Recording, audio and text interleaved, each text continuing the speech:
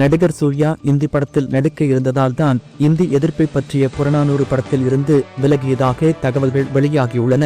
நடிகர் சூர்யாவின் கங்குவா திரைப்படம் பாக்ஸ் ஆபீஸில் மிகப்பெரிய தோல்வியை தழுவியுள்ளது.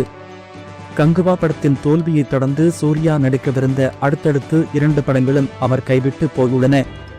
சுதா கொங்காரா இயக்கவிருந்த புறநானூறு படத்தில் சூர்யா நாயகனாக நடிக்க இருந்தார்.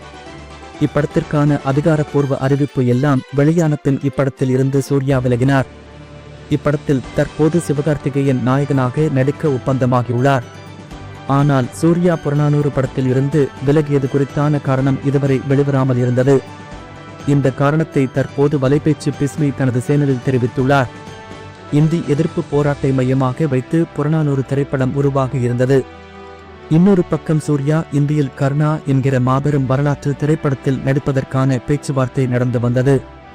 புறநானூறு படத்தில் நடித்தால் சூர்யாவுக்கு இந்தி படத்தில் நடிப்பதற்கான வாய்ப்பு கிடைக்காமல் போகும். அதனால் புறநானூறு படத்தில் இருந்து விலகும்படி சூர்யாவின் சகோதரர் கார்த்தியும் சூர்யாவின் மனைவி ஜோதிகாவும் அவருக்கு அறிவுறுத்தியதாக வலைபேச்சு பிஸ்மி தெரிவித்துள்ளார். புறநானூறு படத்தில் இருந்து சூர்யா விலகியதை தொடர்ந்து அப்படத்தில் சிவகார்த்திகேயன் நாயகனாக நடிக்க இருக்கிறார். கங்குவா படத்தின் தோல்வியால் சூர்யா இந்தியில் நடிக்கவிருந்த கர்ணா படமும் கைவிடப்பட்டுள்ளதாக தகவல்கள் வெளியாகியுள்ளன.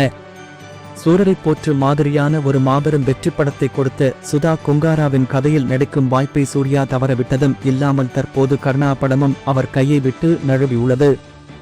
இதைதான் நம் தாத்தா பாட்டிமார்கள் அரசனை நம்பி புருஷனை கைவிட்ட கதை என்று சொல்வார்கள். தற்போது சூர்யா கார்த்திக் சுப்பராஜ் இயக்கத்தில் சூர்யா 44 படத்தில் நடித்து முடித்துள்ளார். அடுத்தபடியாக R.J. பாலாஜி இயக்கத்தில் சூர்யா 45 படத்தில் நடிக்க இருக்கிறார். இப்படத்தின் பூஜை நேற்று கோயம்புத்தூரில் நடைபெற்றது. ட்ரீம் வாரியர்ஸ் இப்படத்தை தயாரிக்கும் நிலையில் A.R. ரஹ்மான் இப்படத்திற்கு இசையமைக்கிறார்.